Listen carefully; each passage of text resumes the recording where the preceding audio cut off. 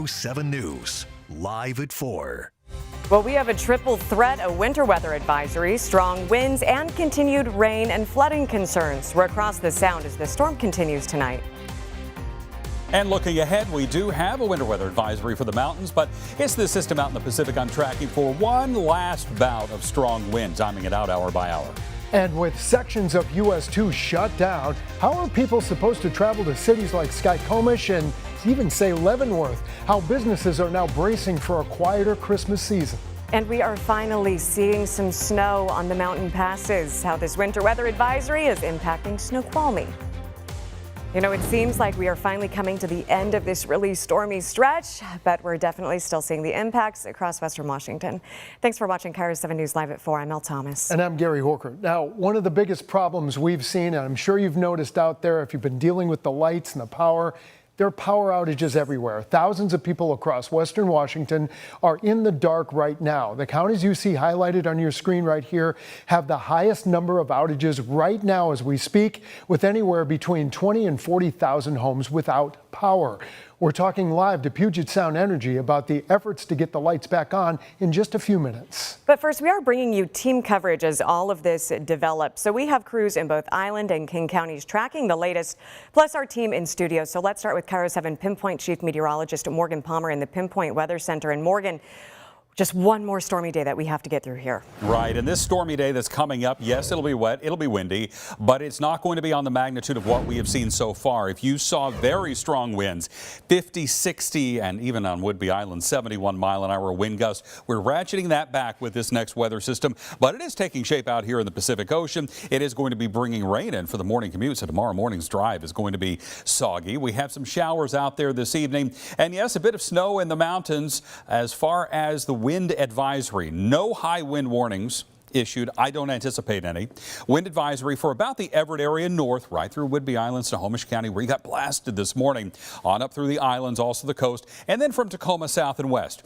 Could have some wind gusts to 45 miles an hour, not the 55 to 70 mile an hour wind gusts that we saw earlier today and last night. So we have some showers out there. More rain comes our way tomorrow morning. I'll be looking at that with you hour by hour. We'll have that increasing wind. The Pinpoint Wind Tracker is pinpointing some of the strongest wind gusts we'll see tomorrow.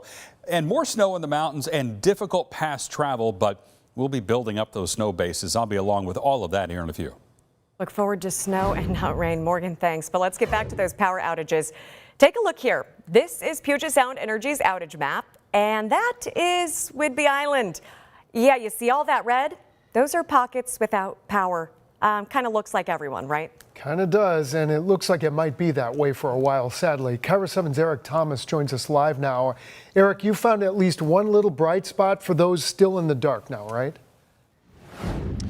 I did, and cleanup does continue. As you mentioned, you saw that power outage map red all over the place after those 70-mile-per-hour gusts, as Morgan mentioned, that we saw overnight.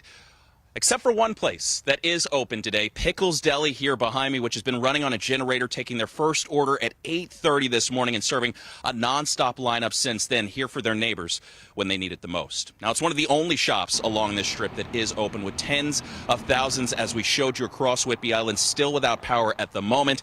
And we did reach out to PSC. Still no word on things will be restored, but everybody's got to eat, right? Pickles owner Chantel Boyles bracing for the busy day ahead, one that even saw her jumping in on the grill during the busy lunch rush. So busy. I could hear everything hitting my house last night. Thankfully, we have a Gentran, so it just turns itself on. I got here at 5:30 this morning. We had full power inside the deli, and we just started baking as fast as we could because we knew we were going to be slammed today. Now, Boyle says that generator has come in handy since they first picked it up 3 years ago, but for locals besides food, we also saw folks filling up at the gas station, stockpiling fuel for home generators as well. With more severe weather in the forecast, getting power back on around here over the next few days could prove pretty difficult. But power outages, nothing new to the folks here on Whidbey Island. And coming up at 5 o'clock, how some are getting ready with even more potential days ahead with this inclement weather on the way. Another system may be moving through, and as of presently, no telling when the power is going to come back on, except for places like Pickles behind me. But live for now on Whidbey Island, Eric Thomas, KIRO 7 News. Hopefully sooner rather than later. Eric, thanks. Now, people who live on Whidbey Island, among a number of communities dealing with these widespread outages right now. Yeah, to find out more about the other outages on our map still being worked out, we have Puget Sound Energy spokesperson Gerald Tracy on the phone with us. Gerald, you've done this every day. We appreciate your patience with us. Thanks for joining us. First of all, what do you want the folks to know out there about the progress you're making overnight until this very moment? What are you doing? I really just want to give a quick shout out, really, kind of to our crews and so our customers know as well. They've restored more than 61% of customers impacted by last night's storm. We have a lot of outages remaining, and there's still a lot of customers who need to get their lights back on. But our crews are working really hard, and they've been working really hard for the better part of a week now. So I'm just seeing that work from them be done, being able to get assessments and restoration where they've been able to so far. It's really been promising. You know, Gerald, when we're looking at a situation where we have so many widespread outages, how do crews even start to tackle this? Yeah, first we're looking for those critical infrastructures, those hospitals, the schools. I don't believe we had any hospitals lose power this time around, but we did have some schools, so trying to get those up. And then also the larger outages that are impacting the most amount of people at once, trying to get those up as fast as possible. Gerald, we just saw what Snohomish County PUD is up against, but everybody had the same challenges overnight. I mean, we had record-breaking wind speeds. Alpental had one at 112 miles an hour. We're dealing with 50-mile-an-hour winds on the map, and everything's underwater and so soft. Is this better or worse? What did you expect? I imagine you had a sleepless night last night, but did you expect something about this challenge? I don't know if I would say, when it comes to the outages or anything, but when it comes to just the damage, right, and the constant amount of rain we've had, the winds, super saturated soil, then as you mentioned, really high-speed winds that I believe would classify for tornado-level winds, hurricane-level winds, right? So when you have those paired in the amount of trees we have in our state, it's not a surprise to see so many trees come down, I would say. Gerald, is there anything people can do to give your crews an assist right now? Really just keep remaining patient, and then if you see any of them out there, just give them a quick thank you. But really trying to stay away from any dangerous at times, right? Trying to keep us from having to help you or having to deal with a dangerous situation. Excuse me. Down power lines. Don't use candles in your home if you're without power for lighting. Things like that. But we have all those and more. PSC.com/storm. Emergency preparedness kit. Tips for people to do during storms, and ways for them to even stay in contact with us throughout these outages. Gerald Tracy, Puget Sound Energy, on behalf of Elle and me and everybody here, and all the people you're working with, thank you for your patience, and we hope that you have a speedy recovery out there. And thank you guys for your continued coverage. Levees on the rushing Green River have been stressed, to say the least, and there's little relief out there, even with the worst of the weather on the way out of here. KIRO 7's Brandon Thompson has been keeping a very close eye on the levees in South King County for days now, and he does join us live in Kent near some more problem areas. Brandon. Yeah, these are in between two problem levees that King County has told us about. And to really give you a better idea, I want to show you what it looks like from KIRO 7's drone that is above the Green River right now, where you can see Green River bending right around these homes. One area of concern to King County is right upriver from us here. Another is downriver, where they've actually put sandbags on top to try to stint some of the water that was coming over the levee earlier today, according to some engineers that were passing by when we talked to. Now, that's the Somas Dolan levee that had the sandbags. It's under the Veterans Drive Bridge in Kent.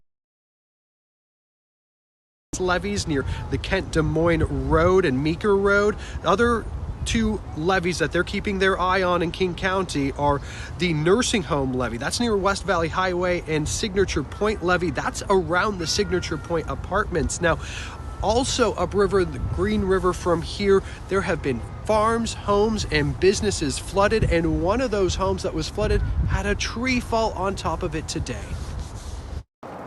It shook the whole ground, honestly, because my room is right there.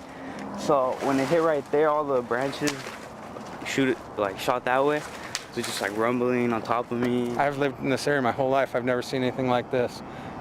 Not even close. Yeah, never seen the water come over the road before. So David actually estimates that his losses from this for his business are in the millions. What equipment he lost that would add up to that total, and hear from some of the homeowners that live near these concerning levees coming up tonight at 5:15. Live in Kent, Brandon Thompson, KIRO 7 News. And I'm Samantha Lumibao at the live desk, continuing to follow those traffic nightmares caused by the storm and flooding that we've been seeing. Major roads still shut down. US 2 being a big problem spot with no reopening in sight. But first, let me show you WashDOT's real-time traffic map right here, showing you that 49-mile closure, that black and white from Skycomish out into Leavenworth. And the reason being, well, this is exactly what it looks like right here, right now. These photos just coming into our newsroom from WashDOT in just the last couple of hours. And it just shows you all of the aftermath of that flooding. You're taking a closer look, the debris, the landslides. Just look at how terrible it is. Entire sections of the roadway crumbled, others completely swallowed by the river, and it will need to be rebuilt. Now, we know it will be months before it is even fixed. Governor Ferguson making that announcement yesterday. And because of this closure, this is what Leavenworth will looks like right now. It's pretty empty, a lot quieter than it usually is this time of year. And with Christmas just a week out, businesses tell us they're feeling the pinch. This lack of traffic coming into town is going to impact many of the small businesses in town, including ours. And on the Skycomish side of Highway 2, right here where you can see it is red, that is still a big spot that WashDOT says geotechs are keeping a close eye on that section to make sure that part of the roadway is stable and structurally sound. And we're waiting to hear if they're going to make recommendations for the next steps there. I'm Samantha Liebau at the live desk. Let's turn to Spanaway now. High winds, saturated ground, bringing a massive tree down on a home. 2 teens were inside. Their mother, Ashley Rowley, was at work when she got the call that her home was crushed. Look at this. She rushed home to make sure her kids were safe. Luckily, they'd made it over to a neighbor's house. As for the Rowleys' home, though, total loss. I think it's toast. It's bad. Yeah, and coming up at 5, we'll tell you how those teens managed to rescue the family's 7 dogs as the search for 2 cats continues. Meanwhile, Tacoma Fire Department dealing with this overnight. Just before 2 in the morning, the department says a large cedar tree fell into a home in the Midland suburb. That tree took out nearby power lines as well as that home's gas meter. So crews shut off the power to the house, kept people away until Puget Sound Energy could get in there and fix it. As for the house itself, it'll probably take a lot longer to put everything back together.